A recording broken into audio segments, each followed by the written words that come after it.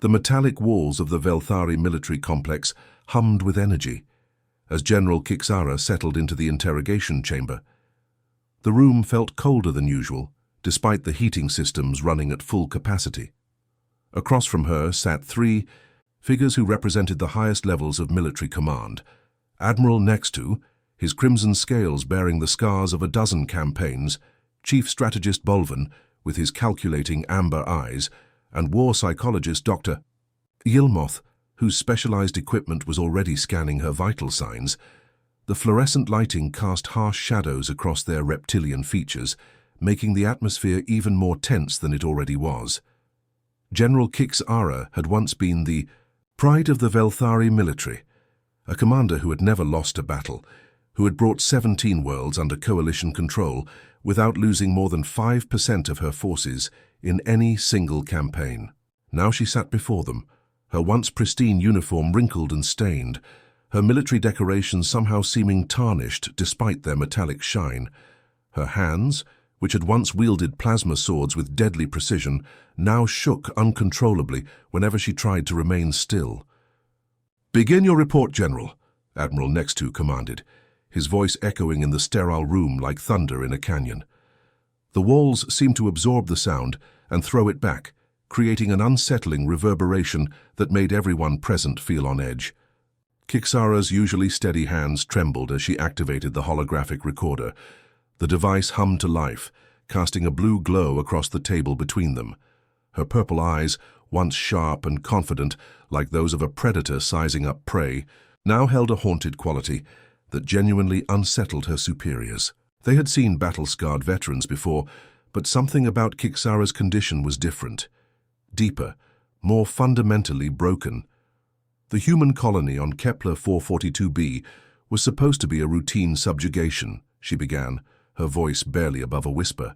The words came out slowly, as if each one required tremendous effort to speak. Our intelligence division had been monitoring the planet for 6 months. Their reports were thorough, fewer than 10,000 colonists, mostly farmers and miners. Basic agricultural settlements, some light industrial facilities for processing raw materials. She paused, staring at the holographic display as if seeing ghosts within its blue light. Based on these reports, Command authorized what should have been a standard planetary acquisition. We deployed 3 full assault divisions, 30,000 of our finest warriors, equipped with the latest plasma weaponry, supported by orbital bombardment platforms and atmospheric fighters. Her breathing became irregular, and Dr. Yilmoth made notes on his datapad as his equipment registered spikes in her stress hormones. The silence in the room grew heavy, pressing down on everyone present like a physical weight. "We lost 40% of our forces in the first week," she continued, her voice cracking slightly. 12,000 trained soldiers, gone, not captured. Dead or missing, which in human territory means the same thing. The room fell silent. Admiral Nextu's scaled brow furrowed deeply, creating ridges across his forehead. In his 40 years of military service, he had never heard of casualties that severe in such a short time frame, especially not against a primitive human settlement. Chief Strategist Bolvan leaned forward, his amber eyes narrowing. "General, please clarify. Are you saying these farmers inflicted 12,000 casualties against our advanced forces in 7 days? Kixara let out a sound that might have been laughter if it hadn't been so bitter and broken. Farmers, yes, but not just farmers. Every human on that planet became a combatant the moment we arrived. Children who should have been playing with toys were instead learning to construct explosive devices from household chemicals. Elderly humans who could barely walk were crawling through ventilation systems to plant bombs in our forward bases." Dr. Yilmoth leaned forward, his diagnostic equipment recording every biometric fluctuation from the traumatized general. The readings were unlike anything in his extensive database. Her neural patterns showed trauma responses typically associated with psychological torture, not conventional warfare. "These humans," Kixara continued, her voice gaining strength but also taking on a disturbing edge, "they don't fight like any species we've encountered in our expansion across the galaxy. We've conquered races with superior technology, species with natural advantages we could never match. civilizations that had been waging war for millennia before we achieved spaceflight. She stood suddenly, causing all three officers to tense.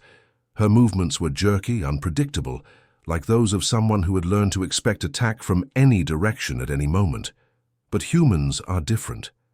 They don't follow the galactic war codes that every other species recognizes. They don't understand the concept of honorable surrender. When cornered, when facing certain death, when any rational being would lay down arms and negotiate terms, humans fight harder.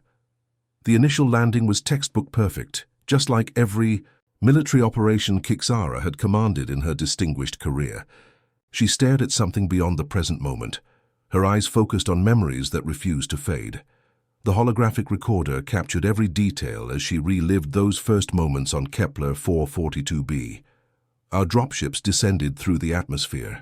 In perfect formation, she continued, her voice taking on the mechanical tone of someone reciting facts to avoid feeling emotions. The planetary defense grid was silent.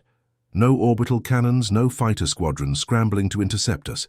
Our sensors showed exactly what intelligence had promised, a peaceful agricultural world with no military installations. She activated the tactical display, and the room filled with the blue glow of recorded battlefield footage. The images showed massive Velthari dropships, each one capable of carrying 500 fully armed soldiers, descending like metallic thunderclouds toward the human settlement. We landed on the outskirts of their primary settlement, New Busan. The name meant New Mountain in their ancient language, according to our translation systems. From orbit, it looked like any other human farming community. Neat rows of crops, simple buildings, nothing that suggested military significance. The footage shifted to show the view from inside the dropships as the massive doors opened. Velthari soldiers, each one standing over 2 meters tall and covered in advanced combat armor, poured out in organized waves. Their plasma rifles hummed with lethal energy, their targeting systems painting the landscape with invisible laser grids. We expected the standard response that every civilized species follows, Kixara explained, her voice growing more agitated. Military forces, if they had any, would engage us in open combat while their civilians evacuated to designated safe zones. Then, after a brief show of resistance to preserve their honor, their commanders would negotiate surrender terms. She let out a bitter laugh that chilled everyone in the room. The sound echoed off the metallic walls like the cry of a wounded animal. Instead, we were met by a human named Do-hyun, leading what appeared to be a farming collective. Our bioscanners immediately analyzed him. 63 years old, elevated blood pressure consistent with manual labor, calloused hands from agricultural work. He should have been tending crops, worried about weather patterns and harvest schedules, not wielding plasma rifles stolen from our advanced scouts. The holographic display shifted to show the first contact. Do-hyun appeared as a stocky man with graying hair and dirt under his fingernails. He wore simple farming clothes, but in his hands was a Velthari plasma rifle that should have been impossible for a human to operate without proper training. Behind him stood what we initially dismissed as a group of panicked farmers. Our tactical. AI classified them as non-combatants, too old, too young, too obviously civilian to pose any real threat. We were instructed to contain them while our main force advanced into the settlement. Kixara's hands began shaking more violently as she continued. That's when we learned our first lesson about human warfare. Do-hyun didn't retreat. He didn't try to negotiate. He simply raised that stolen weapon and fired. The footage showed the moment everything changed.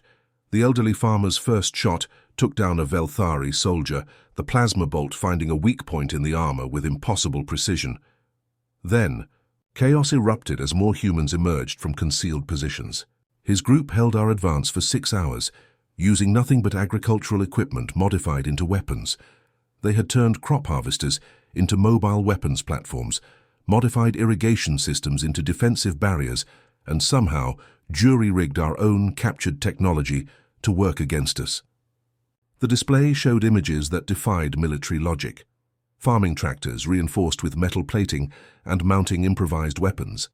Irrigation pipes repurposed as projectile launchers. Storage silos that had been converted into fortified bunkers. A human female named Hee-jin, barely 20 years old, single-handedly destroyed 2 of our hover tanks using fertilizer bombs she'd constructed from farm supplies. Kixara's voice carried a mixture of respect and horror. Our intelligence had identified her as a botany student, someone who should have been studying plant growth patterns.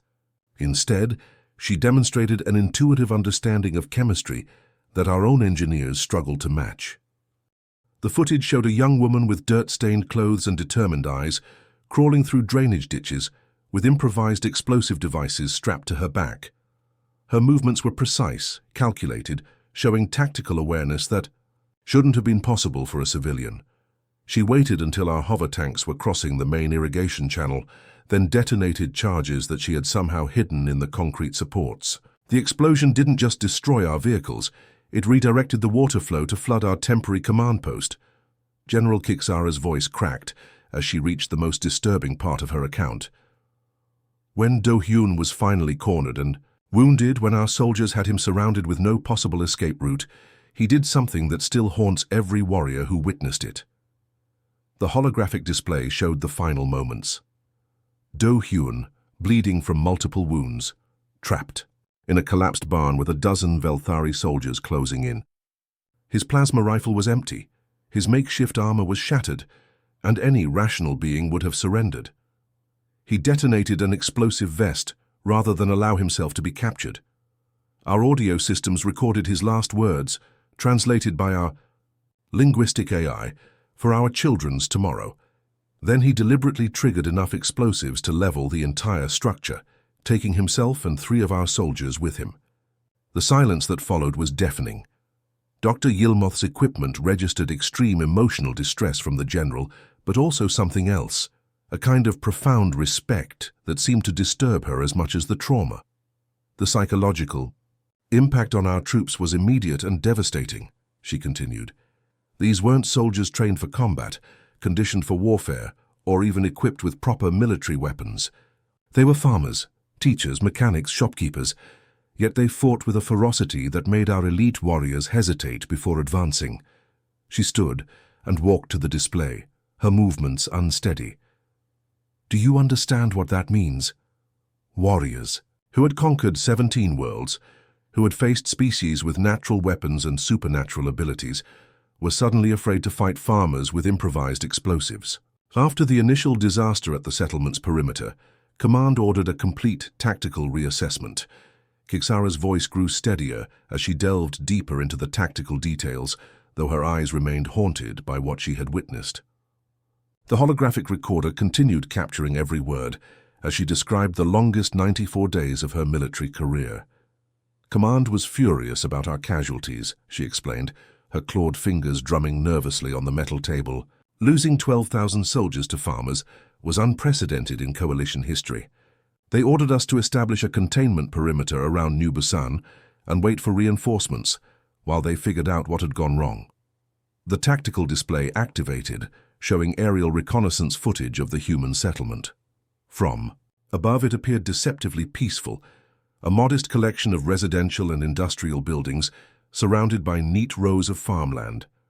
Green fields stretched out in geometric patterns, irrigation channels gleamed silver in the sunlight, and small vehicles moved along well-maintained roads. We set up our siege lines at a safe distance, using standard containment protocols that had worked on dozens of other worlds, Kixara continued.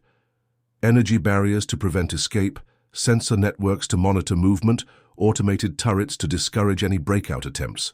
Our engineers calculated that the humans had enough food and water for perhaps 30 days, if they rationed carefully. She paused, her breathing becoming irregular again as memories surfaced. The siege lasted 94 days. What we discovered during that time changed everything we thought we knew about human psychology and tactical thinking. The display shifted to show thermal imaging scans of the settlement taken over the course of the siege. In the early images, heat signatures moved in normal patterns. People going about daily activities concentrated around residential areas during evening hours, scattered throughout work zones during the day. Within the first week, those patterns began changing in ways our tactical computers couldn't interpret, Kixara explained. The humans weren't just rationing supplies and waiting for rescue. They were transforming their entire community into something we'd never encountered before, a fortress that looked like a farming town. She activated another series of recordings, these showing underground thermal signatures that gradually grew, more complex over time. A human named Wu Jin, listed in their databases as a civil engineer who designed water treatment facilities, had completely redesigned their infrastructure.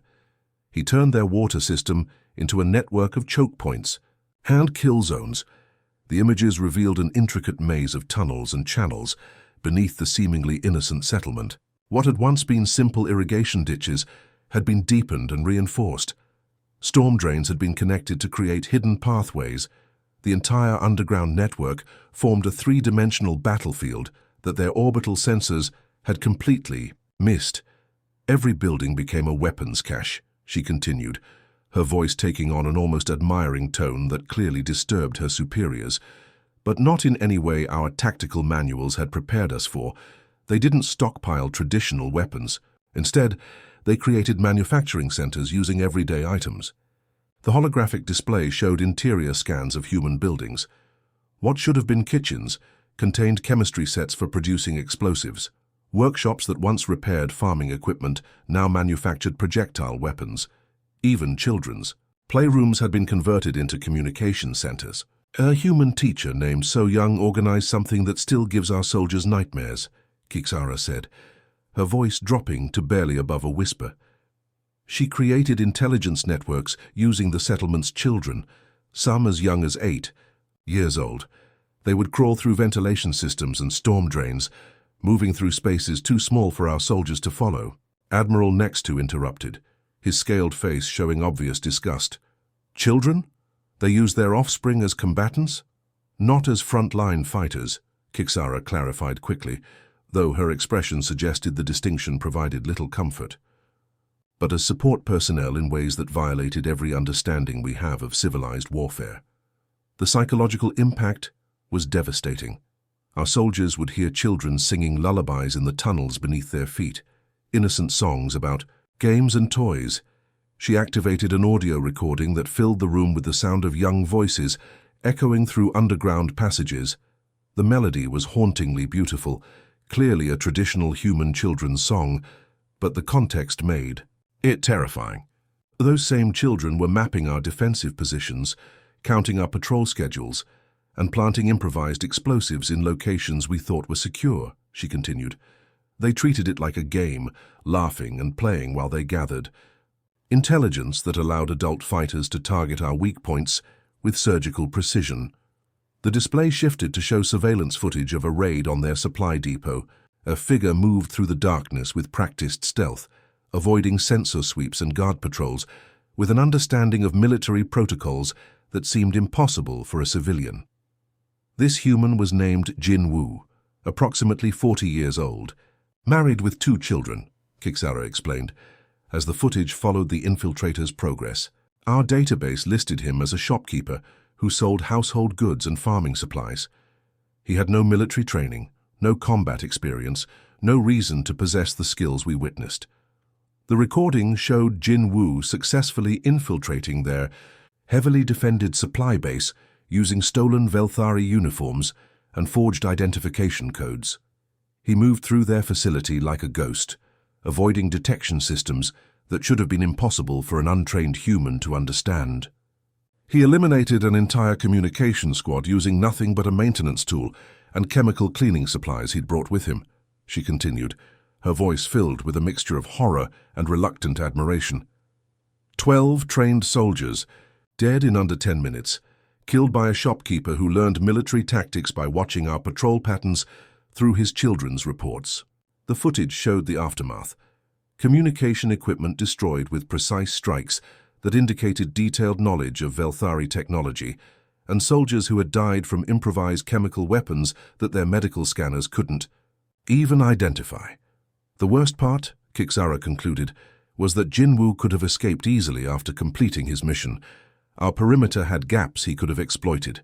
Instead, he stayed behind to plant additional explosives, sacrificing his own life to maximize damage to our operations. Day 87 of the siege marked a turning point that would haunt Kixara for the rest of her life. Her voice dropped to barely audible levels as she recalled the moment when everything changed forever. The sterile walls of the debriefing room seemed to close in around her as she forced herself to relive the memories that had shattered her understanding of warfare itself. "Our reinforcements had finally arrived," she began, her scaled hands gripping the edge of the table so tightly that her claws left scratches in the metal surface. 2 additional divisions, 20,000 fresh soldiers who hadn't been worn. Down by months of psychological warfare, they brought orbital bombardment platforms, atmospheric fighters, and enough firepower to level a small moon. The holographic display activated, showing massive coalition warships hanging in the sky above the human settlement like metallic storm clouds. Their weapons systems glowed with barely contained energy, capable of turning the entire planet's surface into molten glass within minutes. Command had grown tired of the siege, Kixara continued, her voice taking on a bitter edge. The media back home was asking uncomfortable questions about why it was taking so long to subdue a single farming community. High Command wanted a quick, decisive victory to restore confidence in coalition military superiority. She paused, her breathing becoming labored as she approached the most difficult part of her testimony. They gave the humans one final ultimatum through all communication channels: surrender unconditionally within 24 hours, or face complete annihilation from orbital bombardment. No negotiations, no terms, no mercy. The display shifted to show the human settlement's central square, where colonists had gathered in response to the ultimatum. The aerial footage revealed hundreds of people, men, women, children, elderly, standing together in the open space at the heart of their community. At the center of the group stood a middle-aged human named Tai Min, their elected representative and de facto leader during the siege. Tai Min was 52 years old, a former teacher who had helped establish the colony 15 years earlier, Kixara explained, her voice carrying an unexpected note of respect. Our psychological profiles indicated he was a peaceful man, someone who preferred negotiation to conflict. We expected him to see reason when faced with overwhelming force. The recording captured Tai Min as he stepped forward to address both his people and the coalition forces surrounding them.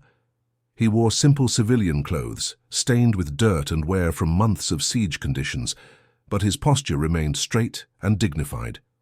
His response was broadcast on all frequencies, so every human in the colony could hear, she continued. He looked directly at our surveillance drones and spoke in clear, measured tones that our translation systems captured perfectly. He said, "We came to this world to build something better for our children. We planted crops in soil that had never known seeds. We built homes where families could grow in peace. We created a community based on hope for tomorrow. We will not let you take that dream." Kixara's composure finally cracked completely as she reached this point in her account.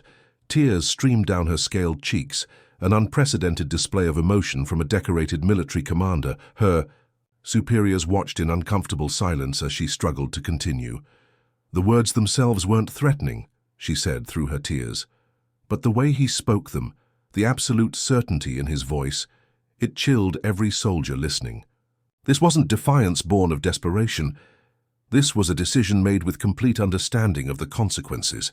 The final assault began at dawn on day 94, launched with all the precision and overwhelming force that coalition military doctrine demanded. The holographic display showed the opening moments, orbital bombardment platforms firing precisely, targeted energy beams that vaporized the settlement's outer defensive positions in seconds. "We breached their outer defenses within the first hour," Kixara recounted, her voice becoming mechanical as she retreated into tactical details to avoid confronting emotions. "Our armored divisions poured through the gaps, supported by atmospheric fighters and mobile artillery. Every tactical computer predicted complete victory within 6 hours at most." The footage showed Velthari soldiers advancing through streets that seemed eerily quiet after months of constant skirmishing. Their weapons were ready, their armor gleaming, their movements coordinated with military precision that had conquered dozens of worlds. Our forces poured into the settlement, expecting organized resistance to collapse once their defensive lines were broken, she continued. Standard military theory suggested that civilian morale would shatter when faced with professional soldiers in overwhelming numbers. She activated the final set of recordings, showing the view from soldier-mounted cameras as they advanced through empty streets lined with seemingly abandoned buildings. The silence was unnerving. No sounds of fleeing civilians, no desperate last stands, no white flags of surrender. It was a trap more sophisticated than anything in our tactical databases, Kixara whispered. Every structure in the settlement had been rigged with explosives during the siege. Not just military targets, but homes, schools, shops, everything the humans had built over 15 years of colonization. The recordings showed the moment the trap was sprung. As coalition soldiers moved deeper into the settlement, humans emerged from hidden positions throughout the community. But these weren't soldiers making a final desperate charge. They were families, holding detonators connected to explosives planted in their own homes. A woman named Aicha, 28 years old, a mother of 2 young children. Kixara's voice broke completely. She stood in the doorway of what had been her family's home for 8 years, holding her infant daughter in one arm and a detonator in the other. When our soldiers approached, she looked at them with absolute calm and triggered charges that destroyed an entire city block. The holographic display showed the explosion from multiple angles, a family home becoming a crater, taking with it not just the woman and her child, but also a full squad of coalition soldiers who had been advancing through what they thought was a secured area. This pattern repeated throughout the settlement, she continued. Humans destroying their own lives, their own homes, their own community rather than allow us to capture it. Each explosion took our soldiers with them, but that wasn't the goal. They were denying us the victory, denying us the prize we had come to claim. In the final moments, as coalition forces reached the central square where the ultimatum had been delivered, they found the remaining humans, perhaps 2,000 civilians, gathered together in the same formation they had maintained. During Taemin's response, men, women, children, elderly, entire families standing together, Kixara whispered. Taemin stood before them, no longer just their elected representative, but their chosen witness to what they were about to do. In his hands was the master detonator for explosives placed throughout the entire settlement. The recording captured Taemin's final words as coalition soldiers surrounded the square, their weapons trained on the gathered civilians. He looked directly at the camera drones hovering overhead, his voice carrying clearly across the battlefield. "You can take our lives," he said with absolute certainty, "but you cannot take our choice." Then he activated the charges that had been planted beneath every building, every street, every piece of infrastructure the colonists had built during their 15 years on Kepler 442b. The entire colony vanished in an explosion that registered as nuclear level on our sensors, Kixara concluded. 2,000 humans chose death over surrender. They destroyed everything they had built rather than let us have it. The crater where New Busan once stood is still visible from orbit, a perfect circle of melted stone where a thriving community once existed. The debriefing room remained silent for several minutes after Kixara finished her account. The only sounds were the gentle hum of life support systems and the quiet beeping of Dr. Yilmuth's monitoring equipment. The 3 senior officers sat frozen, trying to process what they had just heard. In their combined centuries of military service, none had encountered anything like the scenario their general had described. Admiral Nextu was the first to break the oppressive silence, his voice carefully controlled but carrying an undercurrent of disbelief. "General, let me understand this correctly. You're telling us that a farming colony with no military training, no advanced weapons and no orbital support managed to inflict catastrophic losses on 3 of our finest assault divisions?" Kixara's laugh was hollow and bitter, echoing off the metallic walls like the sound of breaking glass. "Admiral, that's exactly what I'm telling you, but you're still thinking about this wrong. You're trying to analyze it like a conventional military engagement, and that's the mistake that cost us 18,000 soldiers." She turned to face the holographic display, her reflection ghost-like in its blue glow. "You asked about our military response to human territories. Let me be absolutely clear about my recommendation. We avoid human space entirely. What we faced on Kepler 442b wasn't an army with ranks and formations and military objectives. It was an entire species that treats every conflict as a fight for survival. Chief Strategist Bolvin leaned forward, his amber eyes narrowing as he processed the implications. General, that seems like an extreme overreaction. Surely one isolated incident, however tragic, doesn't justify abandoning our expansion into human-claimed space. We have 17 successful planetary acquisitions to balance against this single setback. Kixara's movements were stiff and mechanical as she stood, like a soldier whose joints had been damaged in battle and never properly healed. Strategist, you're thinking like a Velthari. You're assuming humans will respond to overwhelming force, the same way every other species in the galaxy has responded. That assumption will get more of our people killed. She activated the tactical display again, showing star charts of known human settlements scattered across dozens of star systems. Each point of light represented thousands or potentially millions of human civilians who could become combatants at a moment's notice. We've spent centuries conquering worlds by following a simple formula, she continued, her voice taking on the tone of a lecturer addressing students. Deploy overwhelming force, defeat the enemy's military, occupy strategic positions, and wait for civilian leadership to negotiate surrender terms. It's worked on every species we've encountered. The display shifted to show comparative analyses of previous coalition conquests, species that had submitted after losing key battles, civilizations that had negotiated terms once their military forces were neutralized, worlds that had accepted occupation rather than face total destruction. Humans don't separate military from civilian the way we do, Kixara explained, her voice growing more intense. Every human is a potential combatant willing to die rather than submit to foreign occupation. They don't have professional soldiers and non-combatant civilians. They have humans who are currently fighting and humans who haven't started fighting yet. Dr. Yilmoth looked up from his equipment, his expression troubled. General, I need to point out that your neural patterns indicate severe combat stress. The memories you've shared show characteristics consistent with trauma-induced distortion. It's possible that your perception of events has been altered by psychological pressure.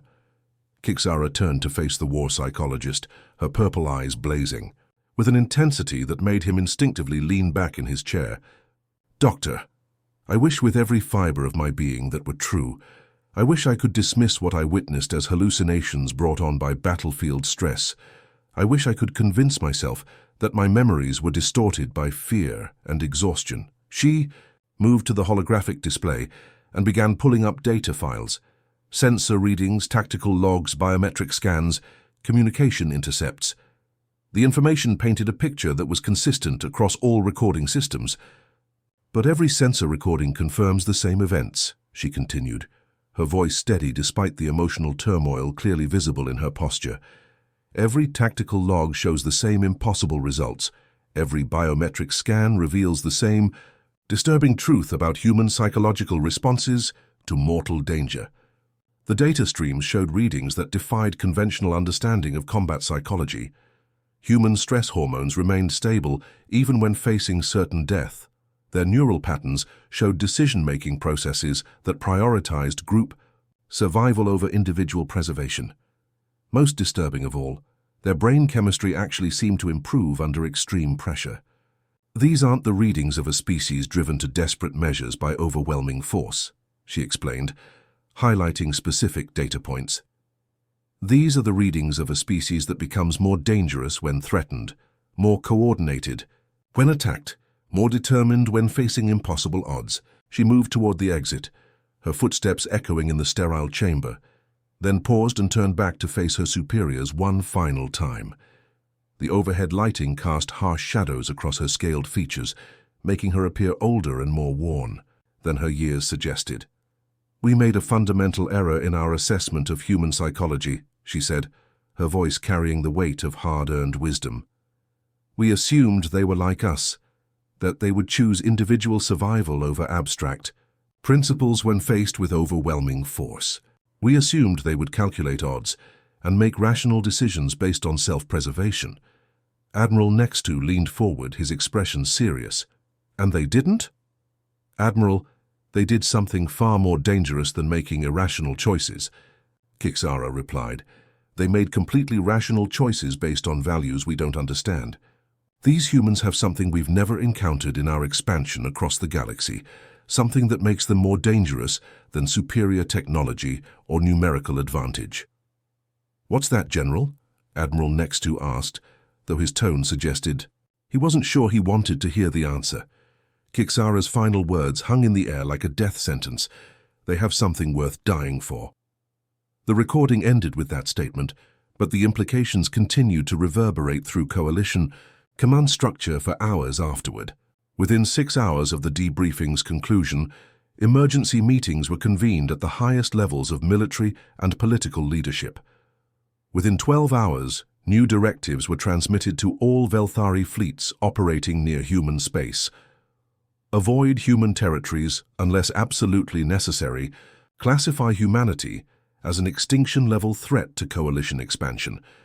And under no circumstances, engage human forces without overwhelming numerical superiority, complete orbital control, and approval from High Command. Within 24 hours, the Coalition's expansion plans were quietly revised to route around human-claimed star systems, adding decades to their projected timeline for galactic domination, but avoiding what military analysts now recognized as an unacceptable risk to Coalition forces. The war with humanity was over before it truly began, ended not by human military victory or successful defense of their territories, but by something far more profound and unsettling: alien fear of a species that simply refused to lose, even when losing meant dying. The farmers of New Busan had achieved something that no military force in galactic history had managed. They had made the mighty Coalition afraid to fight. The end.